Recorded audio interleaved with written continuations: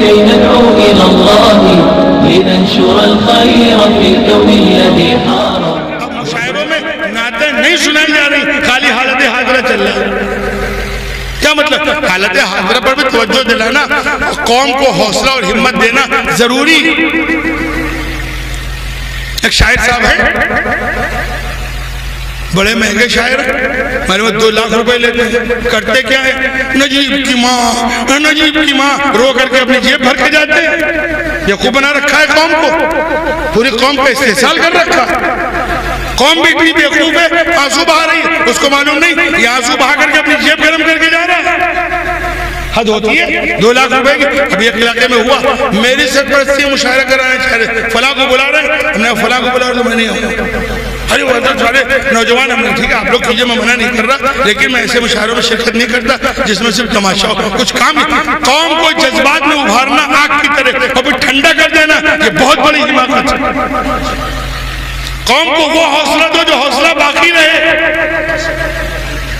جو کر سکتے وہ کرو.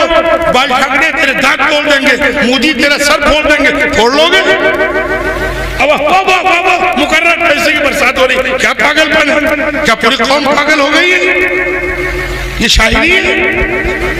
یہ شاعری ہے؟ سارے لوگوں کا گردنی توڑتے پھریں گے، بابری مسجد کا بدلہ لے لیں گے. ارے بدلہ لے لیتے تو لے لیتے، یہ 2 لاکھ روپے کیوں لے رہے؟ اب بدلہ لے کے کوئی دکھاتا تو ہمیں. تماشا بنا رکھا. عجیب ذوق ہے قوم کا.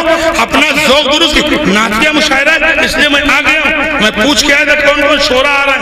تقریباً جتنے شعرا آ رہے ہیں کچھ حالات حاضر، بات بڑے اچھے شعرا آ رہے ہیں، لیکن وہ بھی حالات حاضرہ پر زیادہ کہنے لگے. میری ملاقات ہوگی تو میں کہوں گا یا تم مدح صحابہ بہت اچھی کہتے تھے، تم نعت بہت اچھی کہتے تھے. یہ کیا؟ کیوں؟ ان کو قوم کی واہ واہ اور داد چاہیے. نعت کا جتنا اچھا شعر ہو وہ داد نہیں ملے گی، اور جہاں مودی کا سر پھوڑا پورا مجمع کھڑا ہو جائے گا. اصلاح کیجئے اپنی. میں ایک جگہ گیا تھا سیتاپور، 25 ہزار کا مجمع تھا. ایک شاعر صاحب وہ کملیش تیواری کہا، کملیش تیرا یہ کر دیں گے، کملیش تیرا یہ کر دیں گے، تیری گردن اڑا دیں گے. مجھے بیٹھ کے کہنا پڑا اوقات ہے ان کی گردن اڑانے کی؟ خالی زبردستی گردن اڑا دیں کیا مطلب ہوا؟ اور قانون کے خلاف نہیں. نوٹ کرو، اگر کوئی اس لفظ پر مقدمہ قائم کر دے تو جیل چلے جائیں گے. عقل سلامت رکھنا چاہیے.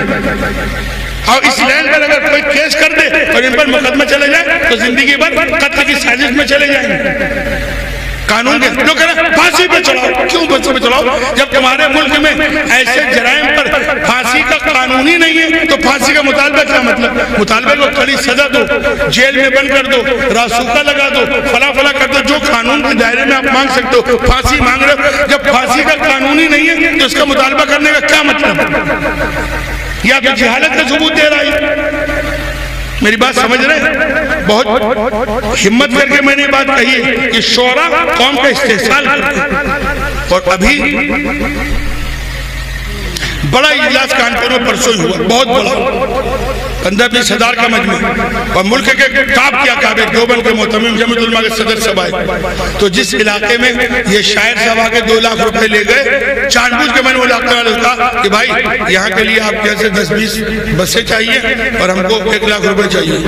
تو ایک بیچارے مولانا صاحب ہیں، بہت محنت کر کے 25-50 ہزار کا وعدہ کیا، دے پائے نہ دے پائے. میں نے کہا وہ نوجوان کہاں ہیں؟ وہ مشاعرے والے کہاں ہیں جنہوں نے مشاعرے پر 5-7 لاکھ خرچ کیا؟ ایک شاعر پہ 2 لاکھ دیا تو ان سے کہو کم سے کم وہ تو 50 ہزار دے دے. تو بیچارے ارے جواب ہے مجھے ان سے پیسہ نہیں چاہیے تھا، مجھے تو چوٹ مارنا تھا کہ اپنی اوقات دیکھو. ملا کیا؟ شاعری اچھی چیز ہے اور حوصلہ دینا بھی اچھی چیز ہے.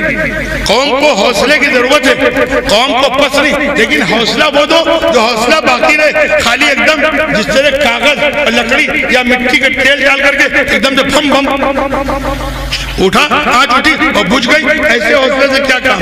یہی کر رہے کو ایک دم سے بھمبایا اور 1 منٹ میں بیٹھ گئے. ارے حوصلہ وہ سیکھو جس طرح لکڑی سلگتی ہے، سلگتی ہے. وہ سلگتی کتنی دیر تک؟ انگارہ جلتا ہے، لکڑی سلگتی ہے، وہ گھنٹوں جلتی ہے. جلتی کہ نہیں جلتی؟ اور کپڑوں آگے ڈال دیا اور مٹی کے ڈیل ڈالا، بھم سے اٹھا ختم ہو گیا. یہ سب شعرا اور یہ قوم کے لوگ یہ تمہارے ساتھ یہ مذاق کر رہے ہیں. بھم سے اٹھایا 1 منٹ میں بجھ گئے.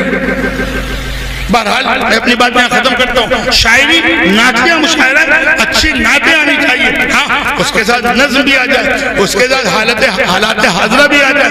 حالات حاضرہ میں حوصلے والی بات ہو.